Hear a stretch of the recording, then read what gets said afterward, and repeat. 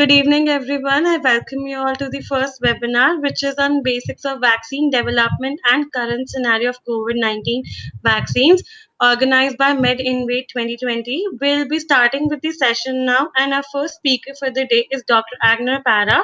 He is a qualified MD doctor along with MSc research-oriented medical doctor with a MSc in molecular and cellular biology from the Erasmus Mundus program, leading international vaccinology education. He has a progressive experience in biomedical research all over the world with a strong interest in advanced immunology and clinical research. For his MSc thesis, he has worked with Sanofi Pasteur R&D department, assisting in the development of innovative breakthroughs vaccines. His dedication towards his work are highly skilled, working as a team, communicating effectively, and supervised to see tasks to its successful completion. He has always been committed to improve life quality of the individual and social levels. For his PhD, he will be joining Amsterdam Rheumatology Center for Autoimmune Diseases to conduct a clinical trial testing different treatment targeting for SLE disease. Over to you, sir.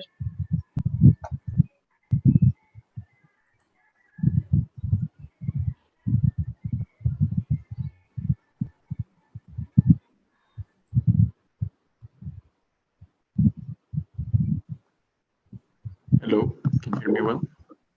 Yeah. Sorry, misconnection a bit. So I will share my screen to start the presentation, no?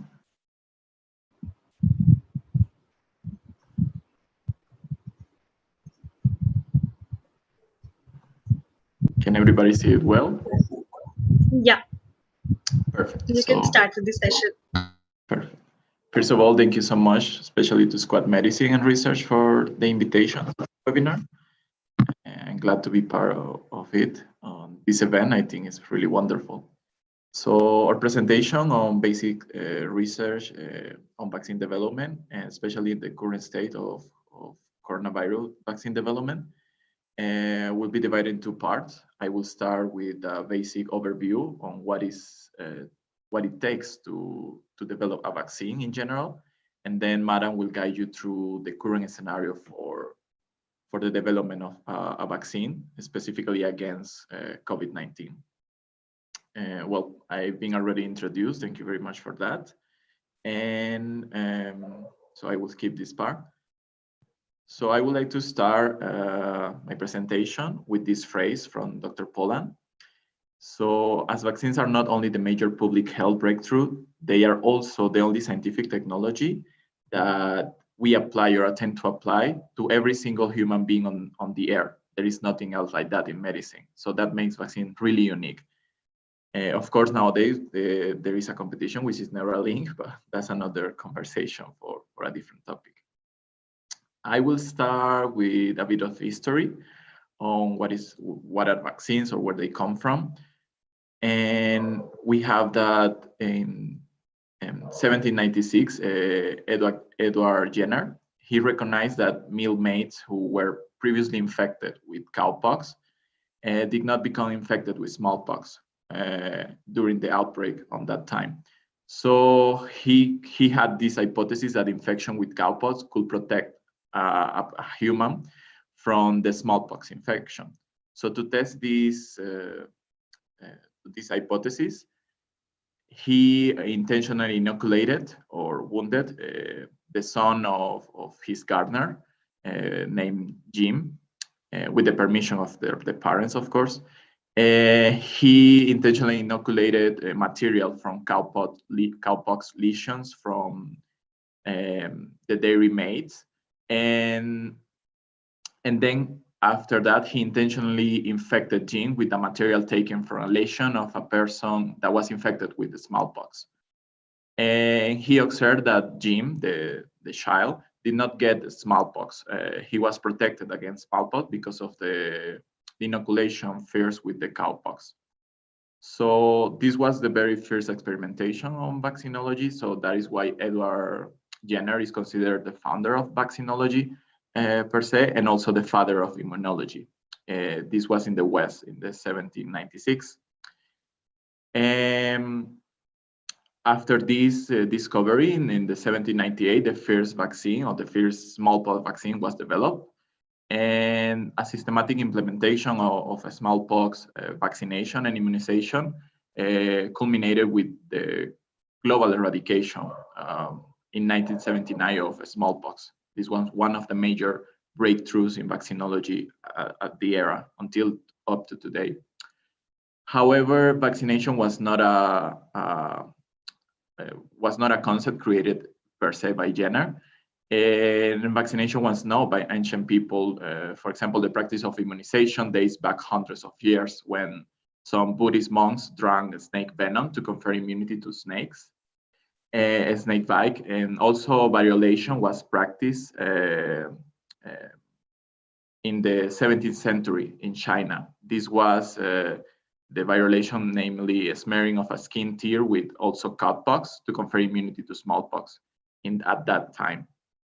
So Jenner did not discover the protective effect of cowpox, but he was the first to perform and publish the necessary experiments to prove that vaccination protected against smallpox.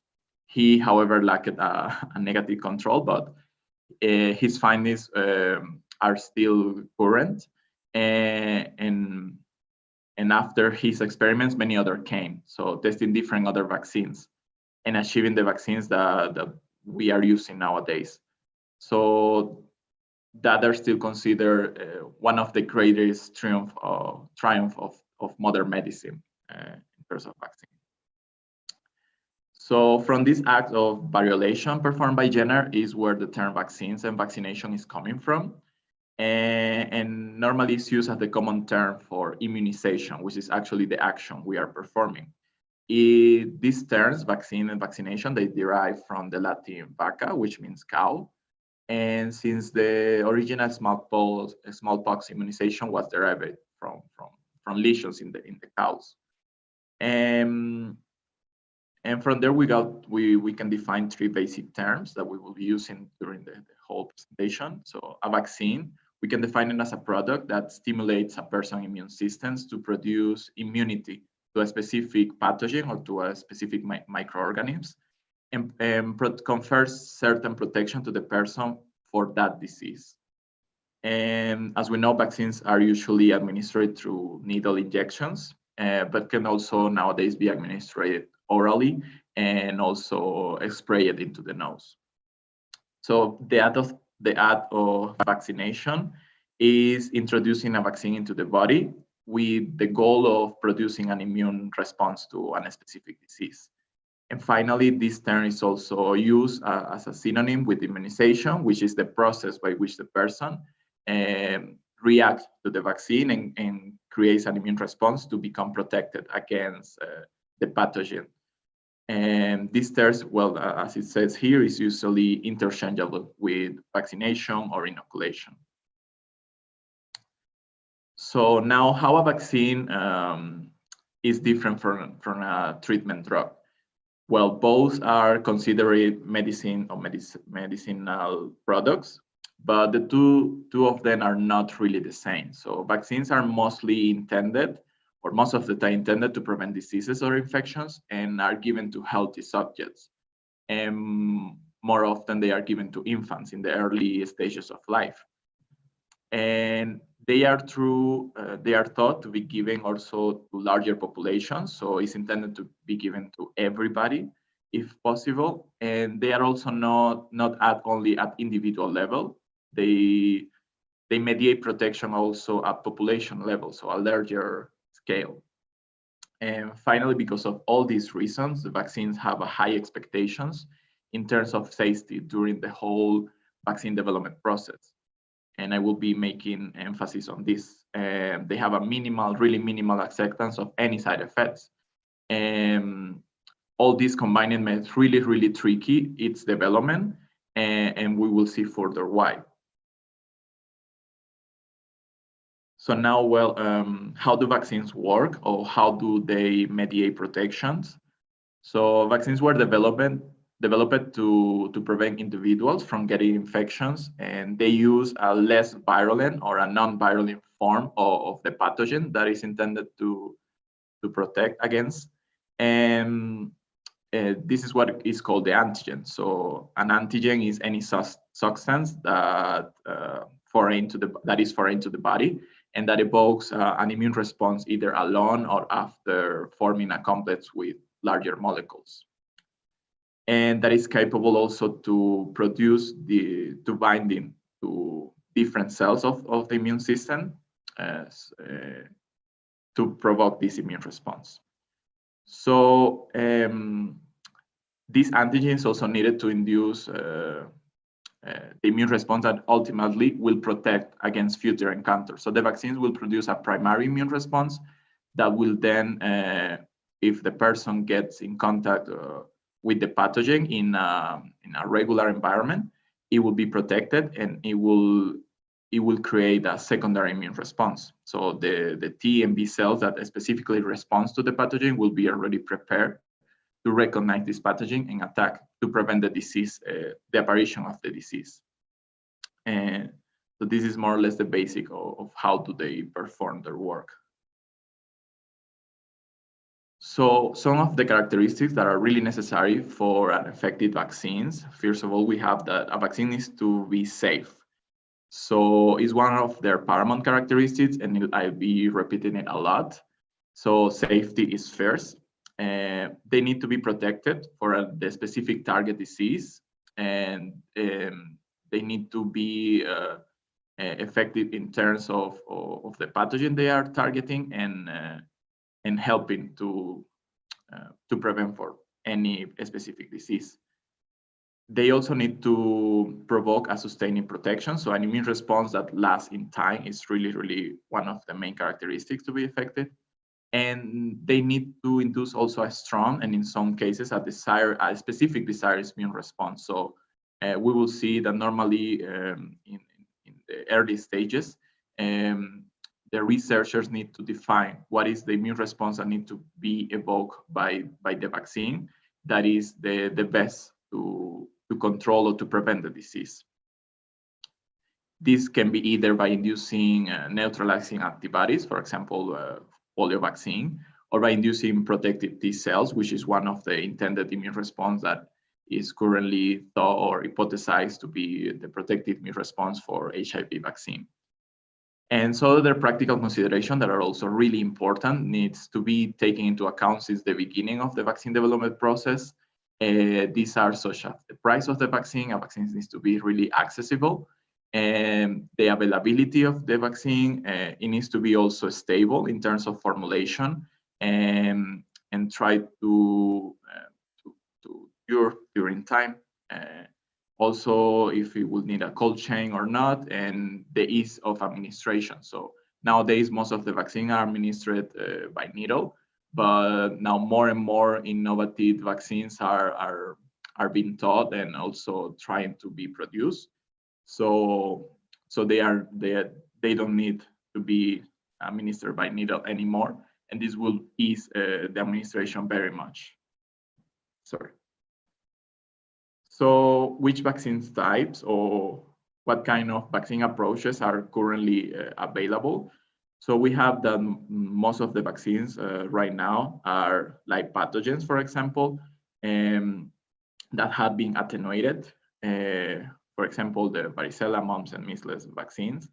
We have inactivated pathogens that are administered without the virulent part of the pathogen. This, for example, is for rabies and hepatitis A. Some vaccines are acellular or a subunit vaccine, so they take a part of the virus in the case of influenza, and is administered for influenza, specifically the hemagglutinin and neuraminidase parts of the virus. And some others are conjugated polysaccharides. This is more specific for bacterial vaccines. This is the case of Haemophilus influenza and pneumococcal vaccine. And now a more recent approach is the recombinant subunits, and which has been used for hepatitis B vaccine and HPV vaccines. So there are newer approaches that are under development currently. We will see that some of them are used for the current COVID-19 vaccine development. And these are the viral vectors vaccines, where a viral carrier is loaded with some specific transcriptome to produce a protein inside the body, and this is the antigen that will be recognized by the immune system.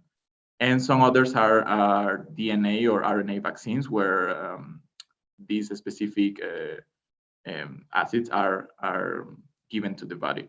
Some other approaches also include, like, for example, plant-based vaccines or bacterial-based carrier vaccines, among others that are still under development and needs constant research on there. So now entering in the vaccine development process per se, here we have an overview of what it takes. So vaccine development is a really long and complex process. Often it lasts up to 15 years, more or less, and it involves a combination of different public and private partnerships. And before the vaccine is even made available to the general public, it takes a really long time. So vaccine development and testing follows a really standard set of steps that is also used for drug development. The first two stages are mostly exploratory in nature and involve several years in laboratory research, in which the researchers identify, first of all, the antigens that can prevent a specific target disease. So I will be detailing each step by step now. So first of all, we have the antigen discover. This phase is also called the discovery phase, and it's where the right disease target, first of all, is identified and prioritized. For this purpose, once having a pathogen in mind that, for example, a company wants to create a vaccine for, we nowadays apply what is called reverse vaccinology. This relies on the use of different computational methods and tools that help to identify different antigens that can be really good vaccine candidates, and these are taken for further experimentation.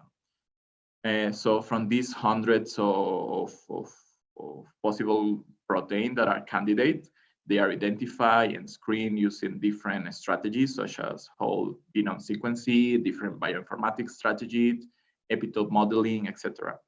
And then they get to select some few promising antigens that, in terms of computational screening, they perform well, and these ones will be then tested in silico or in animal models in terms of antigen characterization or protein characterization, immune recognition, or immune response elicit also, to see if they are really good candidates to pass to the next steps.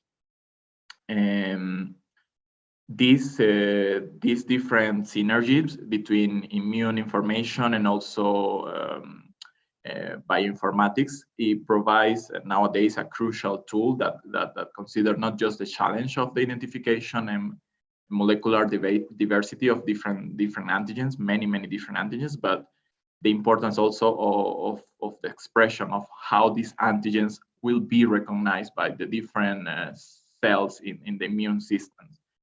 So it really provides a good view on how the antigen will act once is given to the body. However, during this first phase, it's also necessary to select and characterize the best vaccines approach. This is the type of vaccines that we want to be given, and this needs to be determined early. For example, on the mandatory versus the desired product that wants to be achieved for the future vaccine. And this vaccine concept from the beginning needs to be draft really early on what is called the early de-risking. This in order to first find that sweet spot that is specific to each vaccines, where we can find a good vaccine that elicits a desired immune response, and also is feasible in terms of technical and manufactorial considerations. Also, this early de-risking avoids exposing in further phases, exposing volunteers to an investigational vaccine that is unlikely to offer a significant benefit. And in terms of, and also in terms of business, it can limit the risk of investment and the opportunity for cost and the business opportunity. So for this purpose, it's really necessary to select and prioritize the new disease target, and this based on 5 main principles, which is the medical need and the disease burden and the economic burden that this disease is causing. Also really understand pretty well the pathogenesis and the pathogen-host interaction of the disease that is being targeted, and really define pretty early, if possible, the desired protective immune response that wants to be elicited with this vaccine. Other characteristics includes the technical feasibility. So it is possible to induce broad protections. Again, if the pathogen have many strains, it is possible to elicit a protection that is capable of protect against all the strains of these pathogens. And is there a vaccine approach that can, for example, be delivered and that we will be able in the manufacturing part to scale up really quickly to production? So these are some of the questions that we ask in this really early stage. And finally, the clinical feasibility, we need to ask, like, if it's possible to demonstrate a proof of concept in humans early in the development. So is it possible that this vaccine concept can be translated from animal to human? So these are some of the things that needs to be taken really into account. So now, well, once the antigens or the antigens, because it can be more than one vaccine approach or more than one vaccine candidate in one project. Once these are selected and designed, the vaccine candidate is entering now what is called the preclinical phase of characterization. So this preclinical phase is supported by 3 main pillars. In first place, we have the immunogenicity part that needs to be evaluated, for which the preclinical studies use different, mostly tissue cultures or cell cultures, different systems that are specifically for the vaccine that is being studied, but they rely especially on animal testing to assess immunogenicity. And this is the immunogenicity defined as the capacity of the vaccine to elicit an immune response of the antigen that is being used to elicit or to provoke an immune response when it's given to a subject.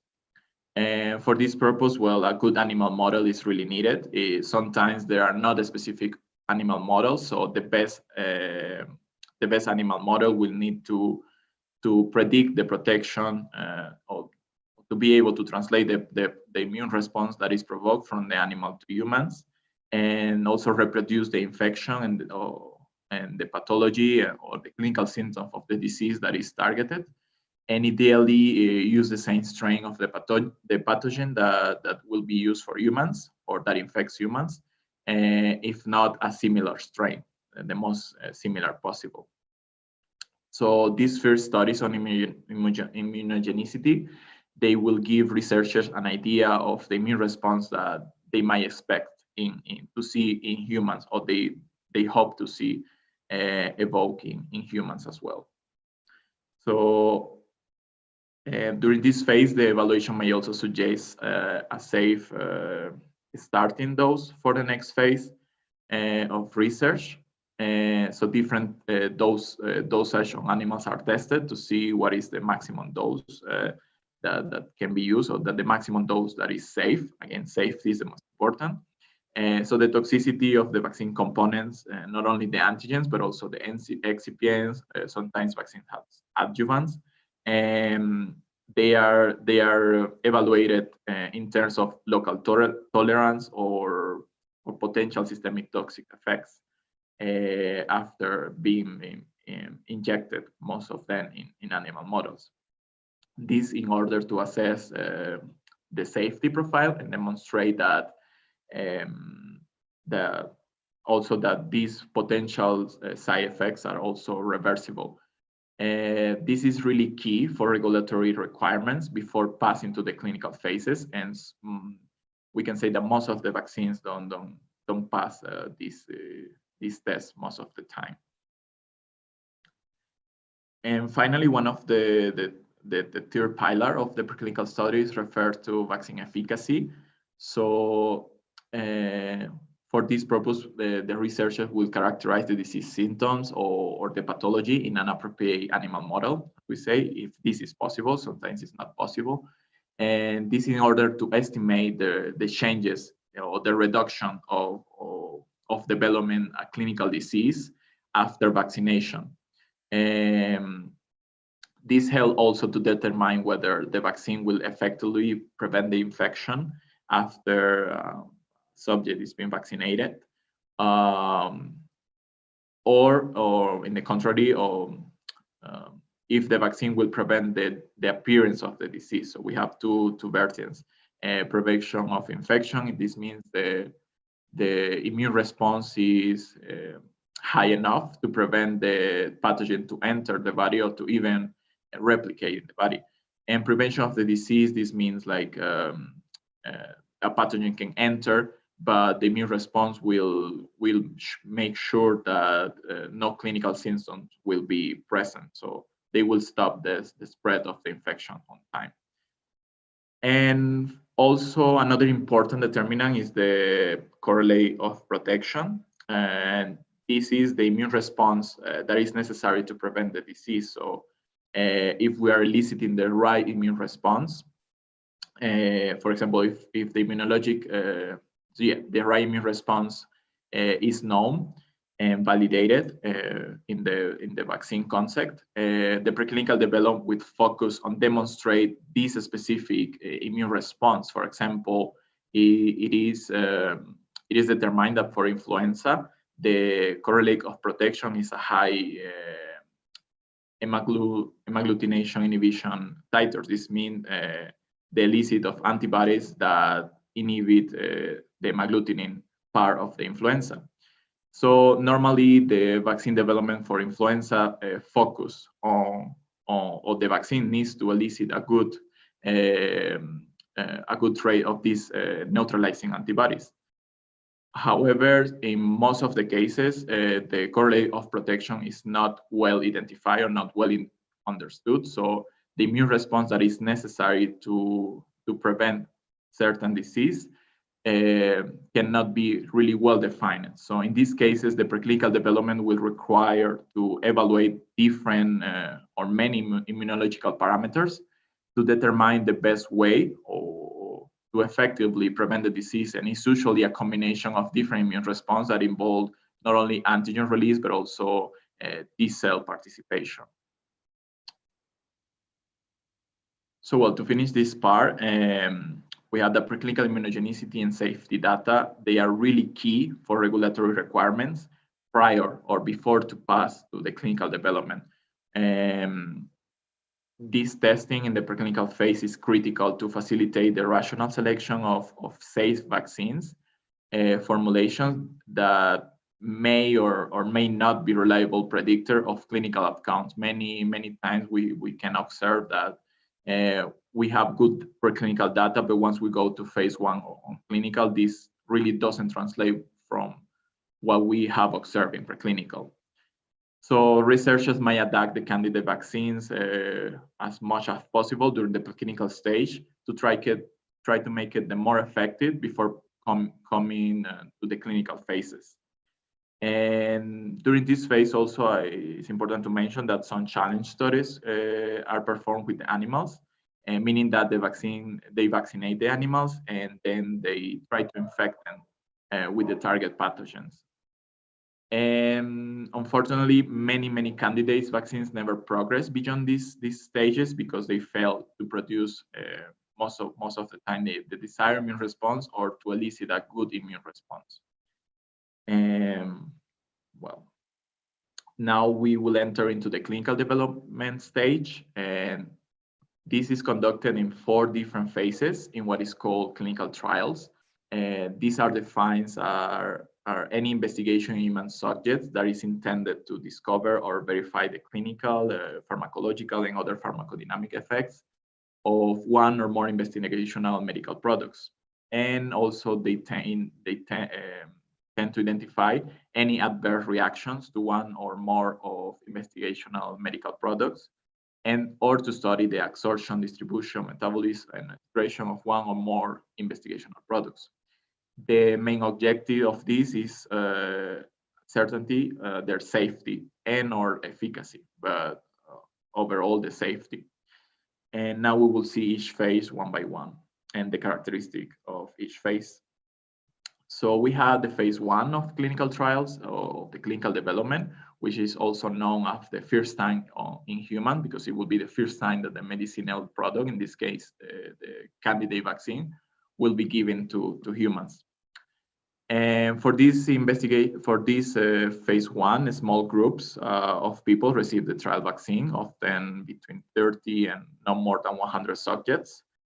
And this phase involves a small group of healthy adults most of the time. If the vaccine is usually intended for children, which it usually is, researchers will first test it always in adults. So, and then in the different phases, we will see that they gradually step down, because first they need to see that it's really, really safe. And these phase one trials may not be blinded, and they are also known as open label. And normally the researcher knows what he or she is given to the participants, and in other cases also the participant know what is receiving. And the main goal of this phase one testing is to assess the safety of the candidate vaccines and to determine the type or to determine if we are seeing the same immune response that we observed in the preclinical stages. In some small minority of phase one trials, researchers can use challenge models as in the preclinical phases, attempting to infect participants with the pathogen after they have received the vaccine. However, these usually raise different ethical concerns. So it's not a practice that is really performed a lot. The participants normally are really careful monitored during this phase, as it's a small group. It's easier to follow them, to observe different adverse events that can arrive during this phase, which is the main goal, to observe any unsafe adverse event appears, to see the causality, if it's for the vaccine or not. So after a promising phase one trial, the vaccine will progress to the next stage, which is the phase two trial, or the proof of concept or the proof of feasibility phase. In this one, the trials are or have to be randomized and well controlled, because it involves a larger number of participants, normally up to 1,000 participants. And normally in here, the population is expanded because it needs to be given to people who have the characteristics, such as age or physical health, similar to those for whom the vaccine is intended. The main goal of this phase is to study the candidate vaccines, again, the safety, but also the immunogenicity now in a larger scale. So now we have from phase one that the vaccine candidate is eliciting a good immune response. Now we need to see if this is reproduced in a larger population. Also in this phase, we can start selecting and justifying the dose or proposing a dose for the vaccine. The vaccine will be administered in just 1 or 2 times plus a booster, etc. So we can start defining during this phase, depending, of course, on the immune response. So if we start observing a weak immune response, so we need to double the doses and etc. And also to establish a schedule of immunization and the best method of vaccine delivery. Also in this phase, it's important to finalize a final method or a final plan to manufacture larger scales of the vaccine if these go through the other phases. So it's really important to have a plan to then scale up the production of the vaccine if this is accepted. Normally this phase can take up to 3 years, and the data obtained in this phase is really critical because it is called the go or no go data, and it supports the decision, especially for regulatory agency, if this vaccine moves to the further stages or is completely shut down. So if the vaccine is successful, a successful candidate, and they move on to larger trials, which are the phase 3 trials or pivotal clinical trials. These involve tens of thousands of people, so it's a larger scale. They have to be also randomized, and in this case, they need to be blinded trials. So they are most of the time double-blinded trials, and needs to involve the test to test the experimental vaccines against a placebo that can be normally could be a saline solution, but mostly is used a licensed vaccine for another disease. And this is because the ethical concerns that arrive during this phase, like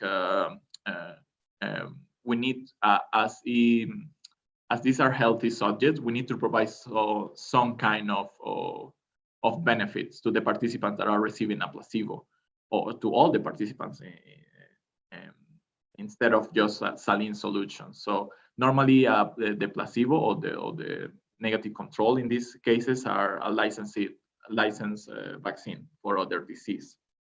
And one of the phase 3 goals is to assess, first of all, again, to continue assessing vaccine safety. But in this case, they mainly focus on rare side effects that might not surface in the previous phases, because it's a larger population. So it helps to observe these rare adverse events that can arrive. And also the other goal is to assess vaccine efficacy, and this in the target population. This means that the population for whom the vaccine is stopped. So it's really important to characterize the population that we want to give the vaccine, because in this phase 3 we need to give to these specific people. And these factors may include, for example, does the candidate vaccine will prevent the disease in terms of defining vaccine efficacy. So will it prevent the disease, or will it prevent the infection? Again, as well as we were seeing the preclinical stage. And does the vaccine is really eliciting the desired immune response that we want to observe? So if the correlate of protection is known, the phase 3 will focus on determining the type and amount of the immunological response that correlates with the vaccine protection, and it will be considered as predictive of clinical efficacy. And when the correlate of protection is not known, the vaccine this phase 3 will focus on demonstrate serological non-inferiority of the new vaccine. So the new vaccine needs to demonstrate non-inferiority compared to the licensed vaccine that is being used as a positive control. Other important readout during this phase include the co-administration, for example. Sometimes they take a small group of the population and they perform co-administration with other licensed vaccine. Is the schedule they have defined? If in the schedule they have defined, the vaccine will be given with other vaccines at the same time, to see if there is any kind of interaction between different vaccines at the same time. And also this phase 3 needs to be conducted in different geographical locations to take into account the environmental, genetic, and other factors variations that can affect the vaccine efficacy. And it includes also a manufacturing process evaluation. So it will test if the vaccine is really ready. Once it's approved after phase 3, it needs to be scaled up really quickly for manufacturing. So it will be testing the consistency of 3 successive lots to produce at industrial scale. Because once it's approved from phase 3, this means it moved to the market, and it needs to be given to many people. And most importantly, this phase must provide the evidence, or the main goal is to provide evidence base for licensure and public health use. So this is a critical phase before moving to the authorization. So finally, once the vaccines pass all these 3 described phases, many vaccines also go to the market and they are given to people. But many vaccines needs to undergo what is called a phase 4 formal study after the vaccine is approved and licensed for use in the public market. And normally, after the phase 3 trial is successful, the vaccine developer, the industry in question, will submit biologic license applications to a regulatory agency, depending on the region they want to, for example, the FDA in US or the EMA in Europe. And these regulatory agencies will now study if the vaccine is really prepared for the public, studying all the data. And they will also inspect the factories where the vaccine will scale up and manufacture and approve the labeling for the vaccine. So after the company is given the license for start producing the vaccine, these regulatory agencies will demand continuous monitoring on not only the production of the vaccine, but also surveillance of the vaccine adverse events, reporting system, and also the vaccine safety is always important. And these phase 4 trials are not optional for companies, and they need to be conducted after a vaccine is released, because many adverse events that we don't see in these phases, or rare adverse events, can arrive when we are giving vaccines to many more people. And so the manufacturer will continue to test the vaccines for safety, for efficacy, and in certain cases for other potential uses during this phase 4. So as we see here, like regulation and oversight really increase as the candidate vaccine makes its way through the process, and it represents a complex network of different institutions and a complex dialogue between these institutions that are relevant to vaccine development and implementation. So at a sponsor, usually a private company, submits an application, is the one who submits the application for an investigational new product. However, this sponsor is always in connection with different public partners, trying to make the vaccine the most accessible as possible, especially for developing countries.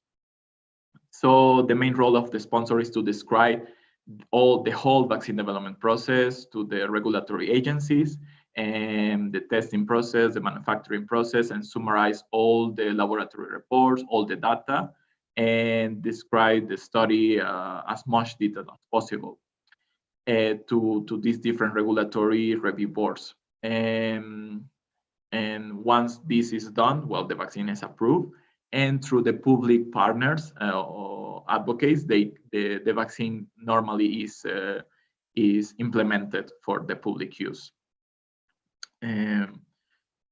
So, well, I'm almost finishing. Why there is a high standard for vaccine development? So vaccines are developed, tested, and regulated in a very similar way to other drugs or to other medicinal products. However, in general, the vaccines are even more tested or more roughly tested than non-vaccine drugs, because the number of human subjects in vaccine trials is usually greater, and also because these are healthy subjects.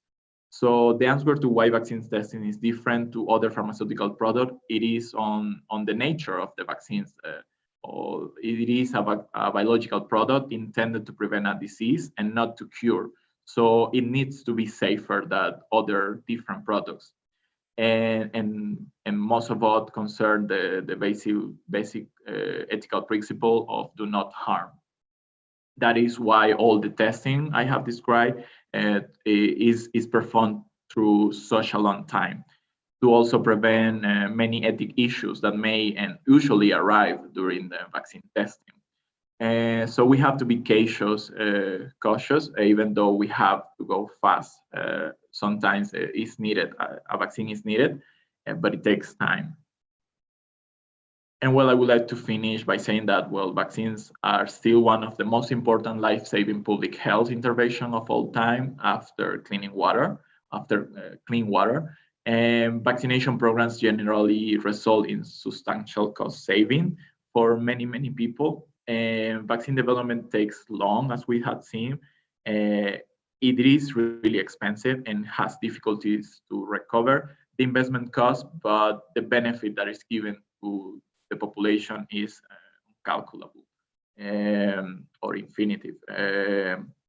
So companies really invest in vaccines when new vaccines can demonstrate as much value and as new biological importance for pharmaceuticals. However, all this timeline I have described for completing and initiating clinical research of vaccine candidates can be accomplished at warp speed in the face of public health emergency as the one we are currently living. And it has been observed before in the case of Ebola outbreaks, for example. So I will leave now Madan to deepen a bit more on what is happening now on the development process for a COVID-19 vaccine.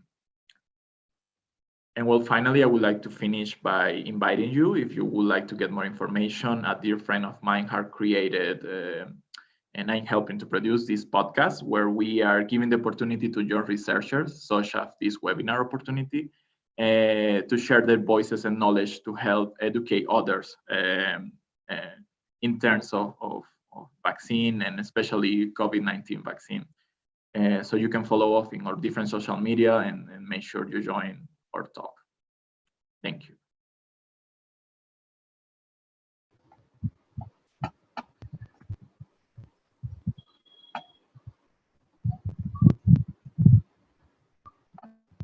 Thank you so much for the amazing session, sir. Now, moving on to our another guest speaker, Mr. Madan Khatiwada is a vaccinologist and biomedical scientist having an in-depth knowledge on vaccines, infectious diseases, research, clinical vaccine development.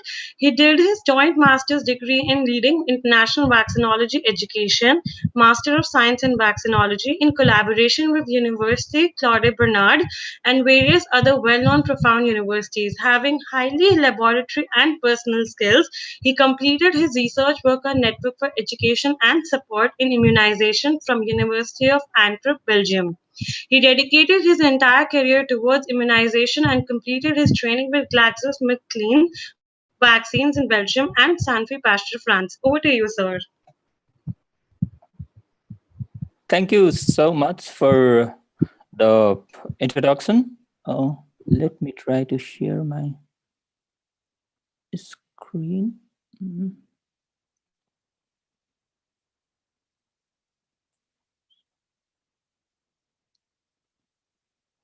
Sorry, Agner, can I continue with your presentation? It seems I have some difficulties sharing my screen.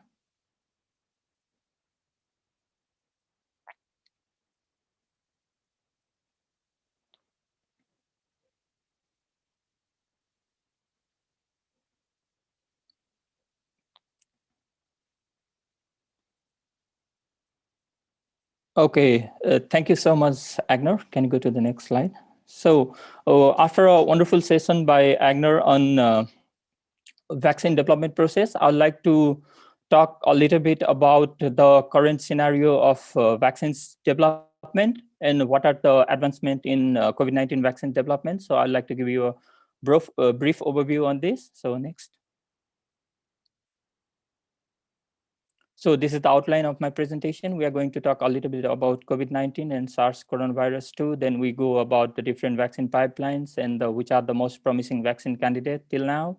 Then we discuss a little bit about the clinical all trial results, which groups has to be prioritized once the vaccines is licensed, and then the vaccine manufacturing, where we are, can we really vaccinate all the population right now, and how the vaccines has to be distributed, and some key messages. Next.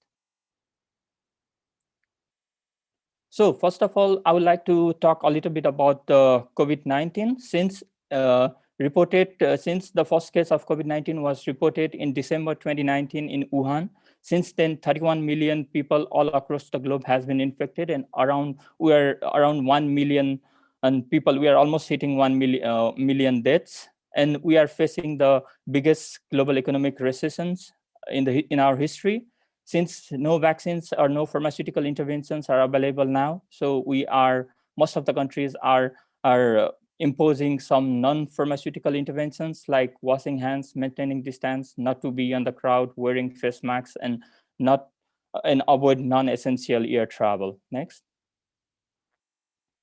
So who are the risk group for COVID-19? The reports and the data, it has shown that the elderly, more than 50 years, and the people with different underlying medical conditions are at high risk of this disease, and the hospitalization rate for these groups is 3 to 5 times higher compared to the younger population, and the death in this risk group is 30 to 360 times higher.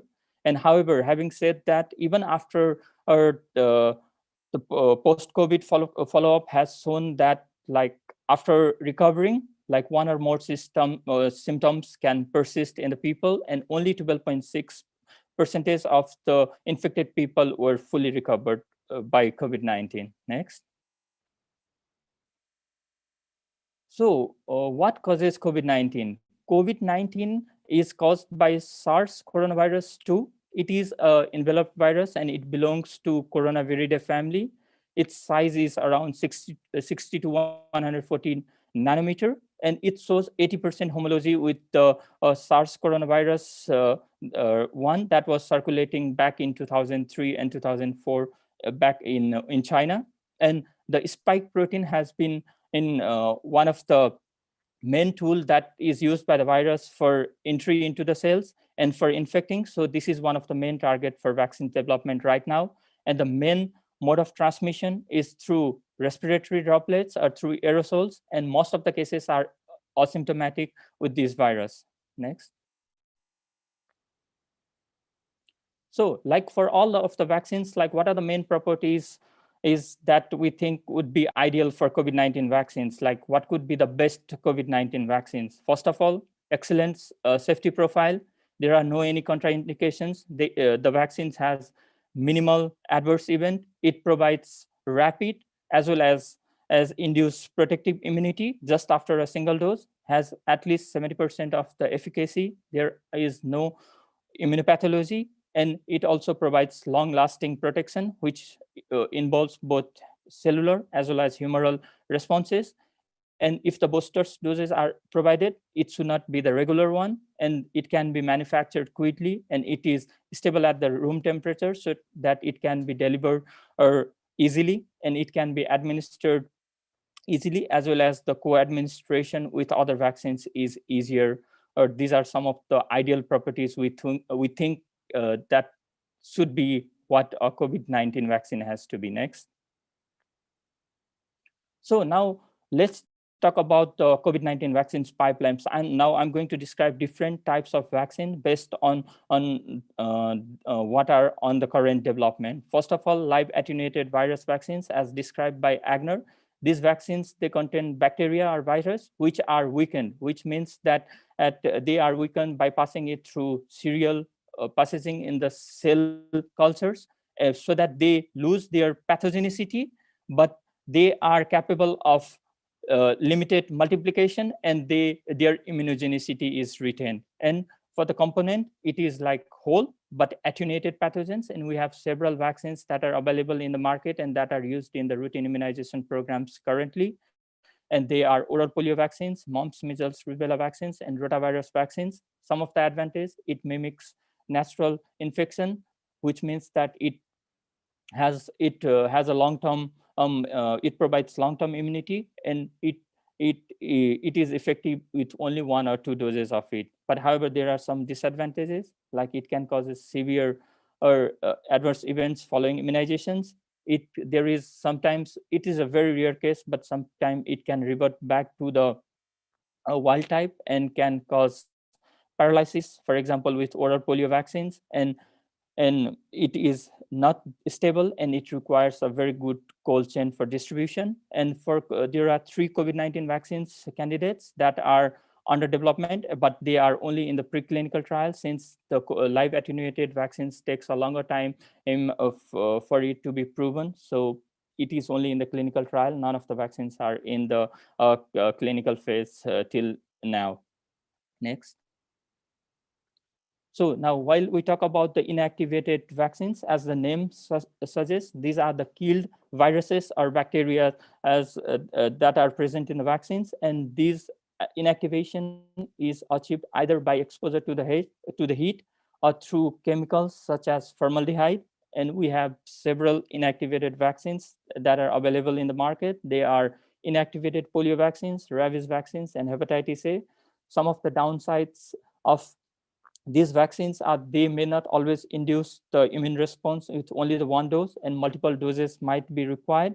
But some of the upsides or the advantages of these vaccines are they do not induce disease symptoms, and there is no risk of reactivation, unlike live attenuated, and they are suitable for immunocompromised people, and they are relatively stable over time. And currently, there are 3 vaccine candidates, the inactivated vaccine candidates, that are in phase 3 clinical trials. And all these 3 vaccines are from the biotechnology and research companies in China. And other 3 inactivated vaccines, they are in phase 1 and phase 2 clinical trials currently.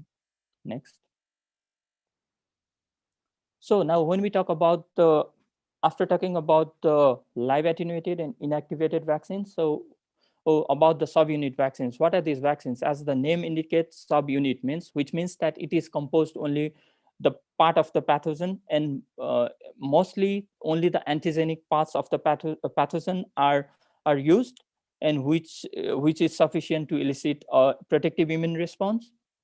And the components of the subunit vaccines are purified protein in subunit vaccines, conjugate and non-conjugate polysaccharides, and the VLPs, that are virus-like particles vaccines. So in this figure, you can see that when we shift from the live attenuated to inactivated and then to subunit and purified antigens, the immunogenicity decreases, but at the same time, the tolerability improves with these different vaccine platforms. Next. So the protein vaccines, as I explained before, they present an antigen to the immune system without viral particles. They are the isolated proteins of the pathogen. And one of the biggest downside of this technique is that sometimes if these the proteins are denatured, then they might bind to the different antigens, then the antibodies, then the desired antibodies and some of the several subunit protein vaccines that are available in the market are ocellular pertussis vaccines and hepatitis B vaccines. Advantage, they are non-infectious, they have low reactogenicity. Some of the disadvantages, adjuvants are often required to compensate for lower immunogenicity, and they, in some cases, several doses might be required for long-term protection. And the current status for the COVID-19 vaccine development, 2 protein subunit vaccines, they are in phase 2 clinical trials. Other 2 are in phase 1, phase 2 combined clinical trials, and 9 subunit vaccines, protein subunit vaccines, are in phase 1 clinical trial. Next. So the VLPs, the virus-like particle vaccines, these are basically the multimeric protein complexes, which are similar in size and structure. They resemble the native virus particle, but they do not have the viral genome as you see in the figure. And these are generated by self-assembling of the viral components. There are some of the vaccines that are currently available using this platform. They are human papillomavirus vaccine, hepatitis B virus vaccine, and hepatitis C virus vaccine. And we have 1 VLP candidate, and it is in phase 1 clinical trial. Some of the advantages, it resembles native viruses. it is replication incompetent, and it has high safety and immunogenicity profile. But some of the disadvantages are they are unstable to downstreaming processing, which means that on filtration, chromatography, and all these downstreaming processes, it can, and the structures can alter some of the times, and the expression level can also vary is some of the in rare events. Next. So now when we come to the different vector vaccines approaches, we, for example, the recombinant protein in vaccines like we are currently using, and for this we use the expression systems such as yeast or insect cells for the proteins to express, then we purify and we administer as a vaccines. And for the DNA vaccines, I'll explain a bit in a while. And the vaccine and the vector vaccines, can you go to the next slide? These vector vaccines, they are antigen, they are basically based on the principle that the antigen encoding genes, they are isolated from the pathogen and they are inserted into the viral vector genome. And then the viral vector genome then is used, then it is used as a factory for the production of pathogen antigen in vivo. And following introduction of these vectors into the vaccine recipient with the pathogen antigen, is then expressed on the surface of the infected cells of the host, and thus the immune response is generated against these proteins. And the advantages, they have long-term gene expression, they high immunogenicity, and they induce both humoral and cellular immunity. And some of the disadvantages, they have reduced efficacies. In some of the cases, the efficacy of these vaccines may be reduced because of the pre-existing viral vector immunity. What does this mean? That, for example, in the current scenario, like some of the vectors that are commonly used are the adenovirus vector, and this adenovector virus are the common cold virus. And in most of the situations, these viruses are have already infected humans, and we have developed antibodies against adenovirus, which means that when we inject these vaccines into our body, the pre-existing antibodies could reduce the efficacy of these vector vaccines. And another thing is that in rare circumstances, the vector genome could integrate into the host genome, and which can lead to cancer, but this is very, very rare event. And talking about the current status, we have 4 viral vector vaccine candidates, which is in phase 3 clinical trials, and there are other 4 which are in phase 1 clinical trials. Next. So now when we talk about the DNA vaccines and the RNA vaccines, they are more genomic vaccines. And for a classical vaccines, the antigen we introduce into the body to produce an immune response. However, in case of these DNA and RNA vaccines, no antigen is introduced, but we introduce RNA or DNA that contains the genetic material to produce the antigen. That is to say, for this specific class of vaccines, introduction of DNA and RNA provides the instructions to the body to produce the antigen itself. And the DNA vaccination, it involves the direct introduction into the appropriate tissues, sometimes the muscles of a plasmid containing the DNA sequence, encoding the antigen against which an immune response is sought and relies on the in situ production of the target antigen. And some of the advantages, it is inexpensive, very easy to develop, and the immune response is only focused on the antigen of interest, and it is highly stable. It induces both cellular as well as humoral immunity, and it can be used to form broad spectrum vaccines because we can use the mixture of the plasmid. Some of the disadvantages, it has relatively low immunogenicity. It can sometimes, in rare circumstances, the antibodies can be produced against the DNA itself, and it can integrate into the host genomes. And as of now, there are no vaccines that are licensed till date, but we have 4 vaccine candidates in phase 1, phase 2 clinical trials. Next. So talking about mRNA vaccines, for the mRNA vaccines, once, and like it's same like with the DNA, but the thing is that in this we inject mRNA into the body. Like once we identify the antigen, which is of the choice from the pathogen, then the gene, we sequence the gene, and then after we synthesize, and then we clone into the DNA template plasmid, and the mRNA is transcribed in vitro outside the cell, and the vaccines is delivered into the subject. And these mRNA vaccines then utilize the host cell machinery for in vitro translation of the mRNA into the corresponding antigen, and thereby it mimics the viral infection to elicit potent humoral and cellular immune response. And as of today, we have 2 mRNA vaccine candidates that are in phase 3 clinical trials, one from Moderna, another from Pfizer. Another one is we have one candidate in phase 2 clinical trial and another one candidate in phase 1, phase 2 combined clinical trial. Next.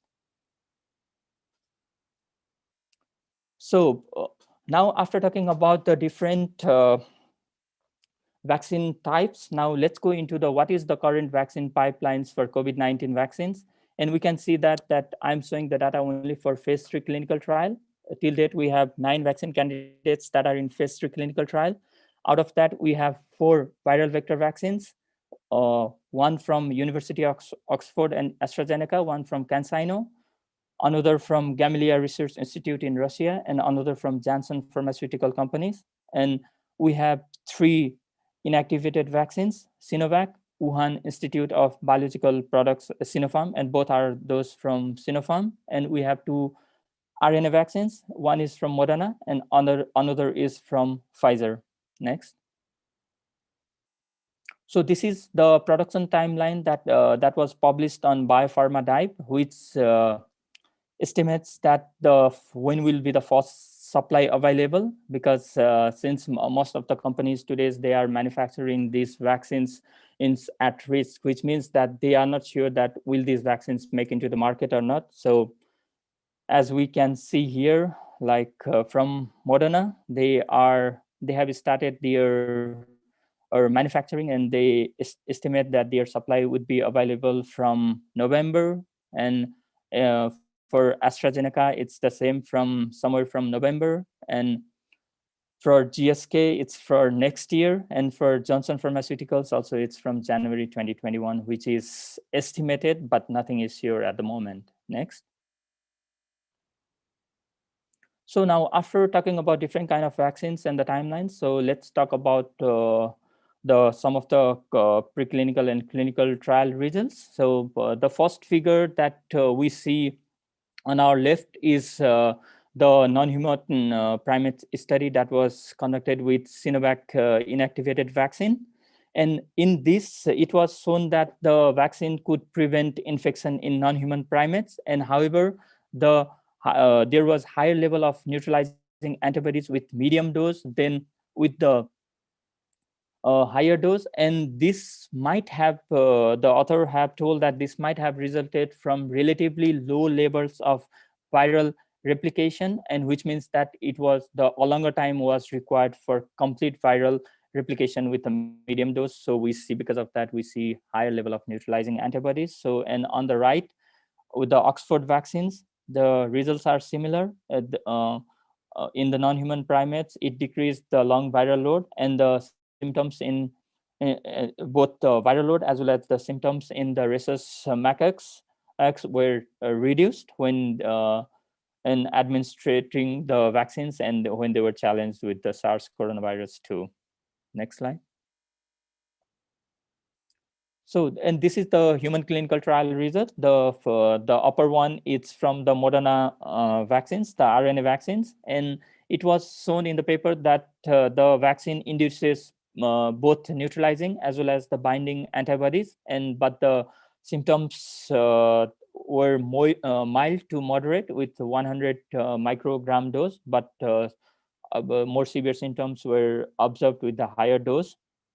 And for the lower, it is from CanSino, the adenovector or 5 vector vaccines. And in this also, the antibodies response were observed in all the 3 doses, because they group into lower, medium, and higher dose. And however, we can see that the neutralizing antibody titers were only 50% with lower and middle dose, but with higher dose, the the neutralizing antibodies was observed in 75% of the participants. Like, one of the reason why we observed less neutralizing antibodies in this study could be because, as I explained earlier, adenovector, the adenovirus is like a very common cold virus, so it could be already present in the people who were recruited for the clinical trials. So the efficacy of the neutralizing antibodies level went down because of the pre-existing neutralizing antibodies. That could be one of the reasons. And 42% of the middle dose participants, they experienced fever, and 14%, and with the high dose, they experienced high-grade fever. Next one. And this is from the Oxford AstraZeneca vaccines. And in this, it was shown that the results were very promising, and they showed that the vaccine induced both binding as well as neutralizing antibodies in all the participants that were recruited for the study, only after one dose. And only 2% of the participants had fever. And the systemic adverse events like fever, muscle pain, they were common, but they were not lasting long, and they were not of high intensity as reported by them in the paper, in the report. Next one. So this is another vaccine candidate. It is the vaccine candidate from the Gamaleya Research Institute in Russia. It is the adenovector based vaccines. But however, this vaccines is a bit different from the other vector vaccines, because in this we are using two separate vectors for administrating the dose. For example, it is based on heterologous prime boost, which means that at first we administer recombinant adenovirus 26 containing spike protein gene, and then we are boosting with adenovirus recombinant adenovirus vector 5. So, and in this study, they told that it was phase 1 and phase 2 clinical trial combined, and they had in total 76 participants. And in the paper, they have mentioned that the vaccine induced neutralizing antibodies in all the participants that were recruited in the study when they were administered both vector vaccines, compared to with only one dose, either only the 8026 or 85. And they also reported that the cellular immune response were observed, but one of the downside, or one of the things that was not considered in this study, was the control group was not used. So this is one of the downside of the study of the Gamaleya Research Institute vaccine. And next one. And some of the, like Sinovac and Pfizer, they published their data in a press release, or they just told that their vaccines was found to be promising in phase 1 and phase 2 clinical trial. And this is one of the paper that I found for the Sinovac, and they have reported that with different and dose, and as well as in different age groups, their vaccines generated high neutralizing antibodies for the Sinovac that we see on the left, and on the right for the Pfizer one, which is the RNA vaccines. They have told that while injecting 10 microgram and 30 microgram dose, they found that the neutralizing antibodies were 1.8 and 2.8 times respectively higher compared to the convalescent patient plasma. And with the 30 microgram dose, some severe adverse events were reported, and now they are currently exploring the 20 microgram dose. What could be the neutralizing antibody titers when 20 microgram is injected? And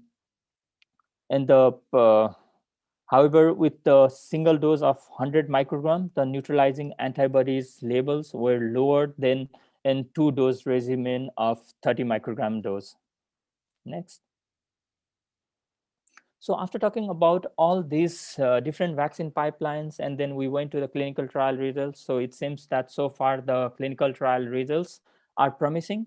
But one of the things that we have to think about is who are the priority groups for COVID-19 vaccination, because since these vaccines is not going to be available to everyone and at the same time, so how could we prioritize the populations for COVID-19 vaccinations? Like it's based on the, can you go to the next slide? Based on the WHO says working group on COVID-19 vaccines, they have recently released a values framework for allocation and prioritization of COVID-19 vaccines. And in this document, they have clearly outlined that the vaccines has to be prioritized for the groups who are at high risk of contracting COVID-19 vaccines. For example, when we talk about the healthcare workers, they are the people who are working in the hospitals and constantly they come in contact with the COVID-19 patient. So healthcare workers has to be prioritized for these vaccines. And apart from healthcare workers, the frontline workers, apart from maybe the people who are working in a grocery store and everything, they are the frontline workers. They have to be prioritized, the first responders, and then we have to vaccinate the risk group, that is the elderly and the people who have the underlying conditions. But however, the question remains that will the vaccines be effective for the elderly? But the answer is not known yet, because we don't know which vaccines will be licensed and which will make it to the market. So it is still not sure which vaccines will work better for which populations, but it is necessary for the countries and for the governments to think about the prioritization of group for the COVID-19 vaccination. Next slide.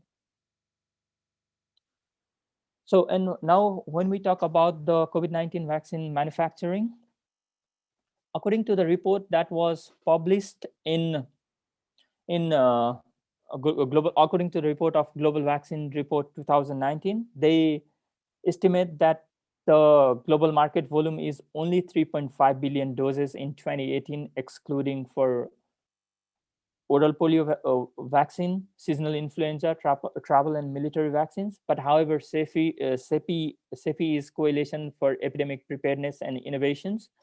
They have identified that around 10 billion doses of vaccine manufacturing capacity is currently present. And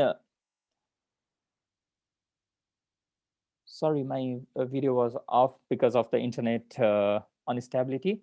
And the COVAX, and it is like a distribution platform which is co-led by Gavi. I'll explain you in detail in the next slide how this COVAX aims to distribute the vaccines, and they aim to deliver 2 billion doses of safe and effective vaccines by the end of 2021, and they aim, and that much dose is sufficient to end the acute phase of the pandemic, because 2 billion doses are necessary to cover all the priority groups for COVID-19 vaccination.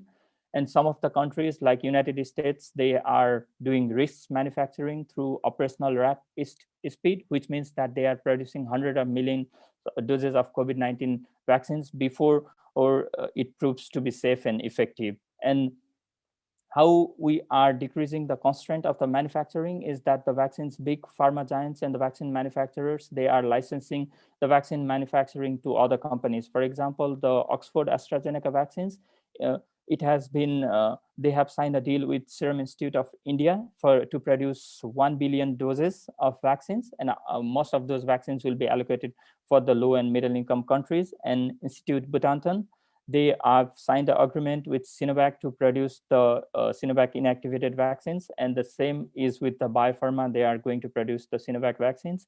And the Moderna RNA vaccines is going to be produced in larger quantities by Lozna in the United States. So after talking about this, I'd like to talk a little bit about the FDA guidance about the criteria for licensing of the COVID-19 vaccines.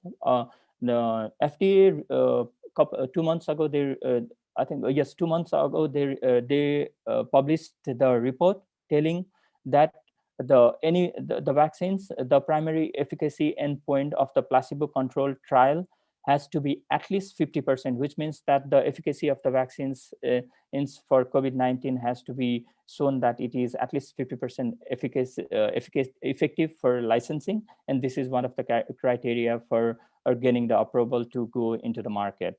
Next slide.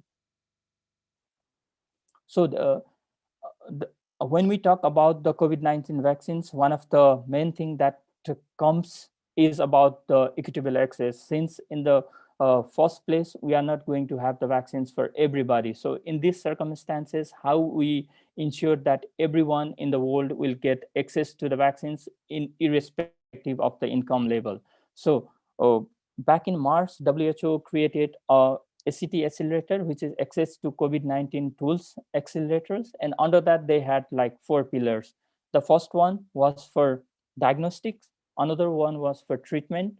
Third one, vaccines. And the fourth one is to strengthen the health systems. And within this vaccines pillar, they had the COVAX facilities. The COVAX is like the COVID vaccines global access facility, which means that in this facility, they are, and it is co-led by Gavi at the current moment, and they are trying to bring in the governments from the donor countries as well as from the low and middle income countries. So it is basically a platform where everybody shares the risk of COVID-19 vaccine manufacturing, which means that the donor countries, they can have the bilateral agreements with the vaccine manufacturers, and at the same time they do not seize the right of the low and middle income countries who cannot afford the vaccines to get access to these vaccines, which means under this facility, the low and middle income countries will be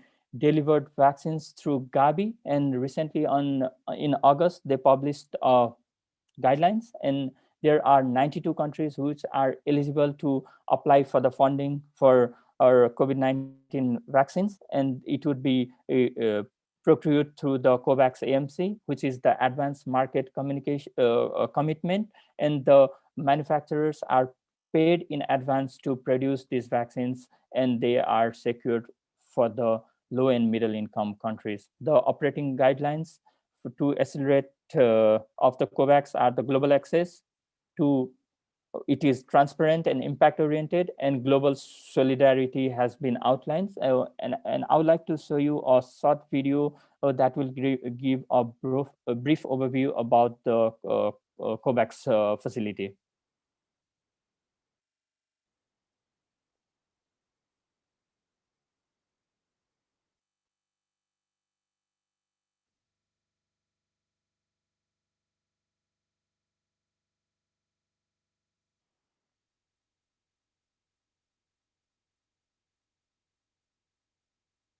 Is there a sound, Agner? It seems the sound is not.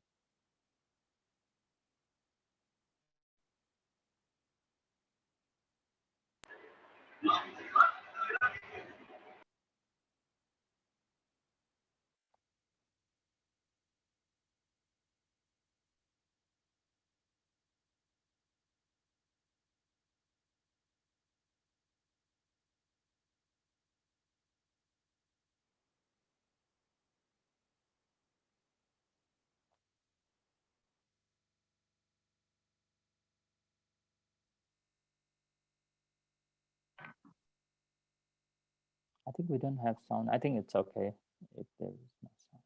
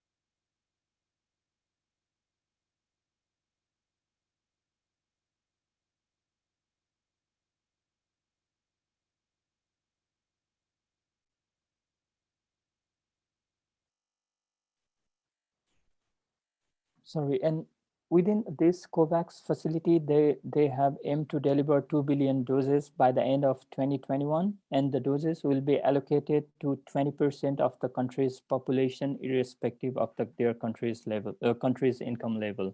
Next one.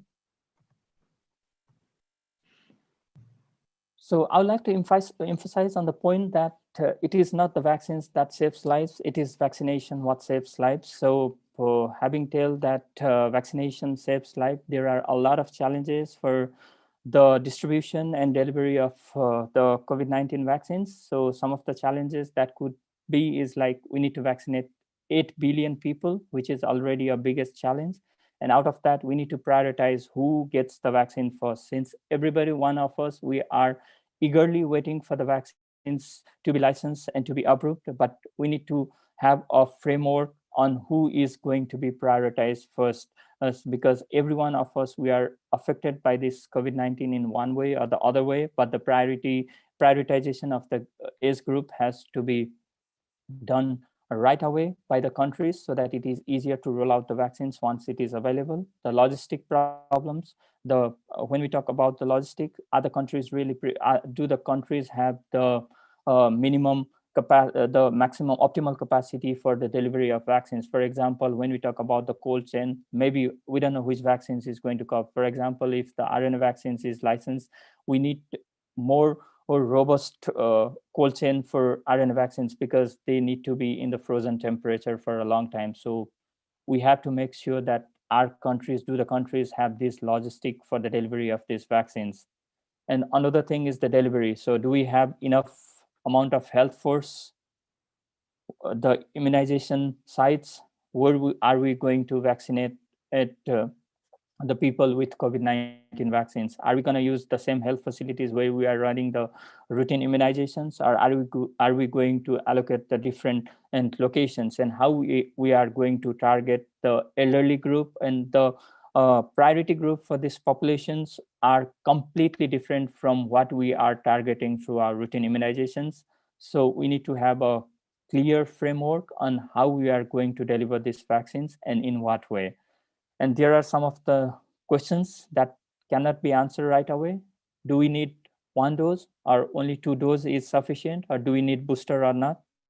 These things we'll find out in the coming days because we don't know everything about the virus yet. Vaccine nationalism, this is one of the problems. Like when we talk about what do we mean by vaccine nationalism, it means that the rich countries are buying all the vaccine stocks that are available so that the countries, the poor countries, can never get access to the vaccines. That's called vaccine nationalism. And vaccine geopolitics. In this, I think we can hear some of the news, like some of the countries are trying to give more donations or incentives to the countries who buys the vaccines that are produced in their countries. So it seems that the vaccine politics is rising everywhere, but this should not be done.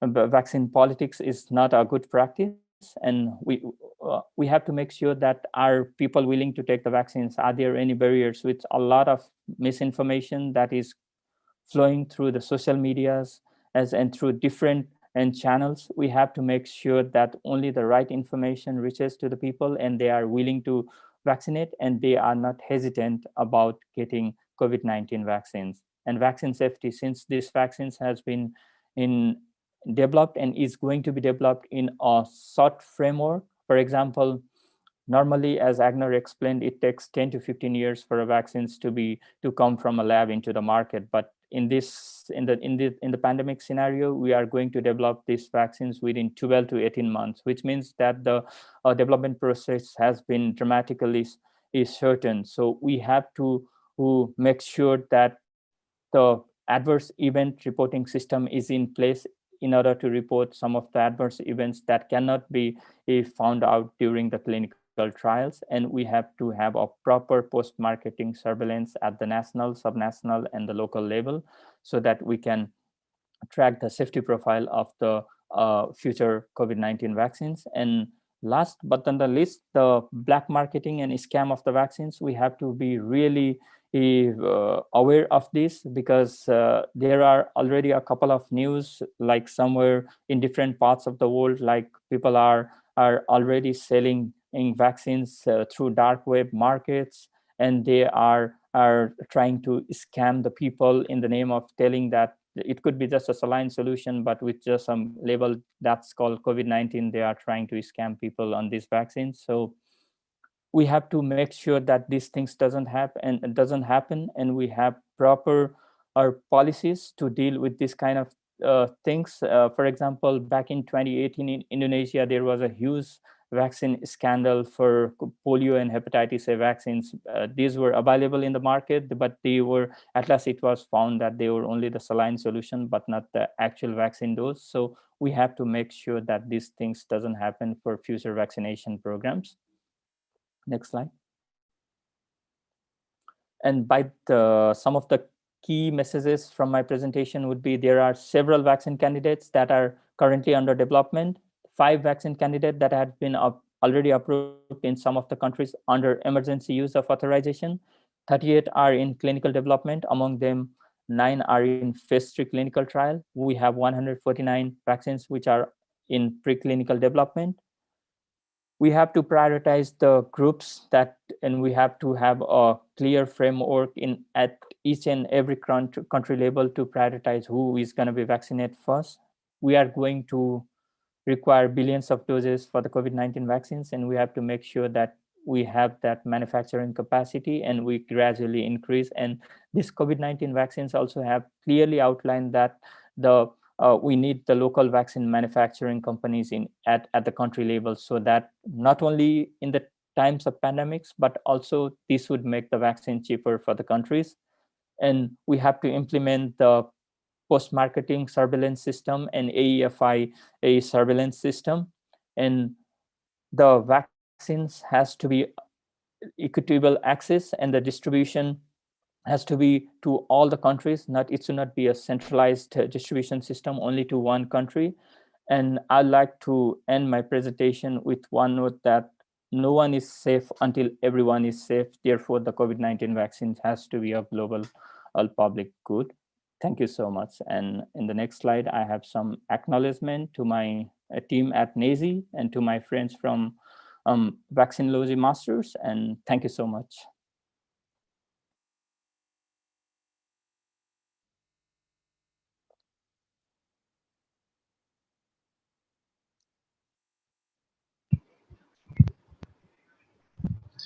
Now moving on, as we don't have much time left, and we have noted down the questions that has been asked from our participants throughout our webinar, and will be shared to our speakers, and regarding that we'll update you in the WhatsApp groups itself.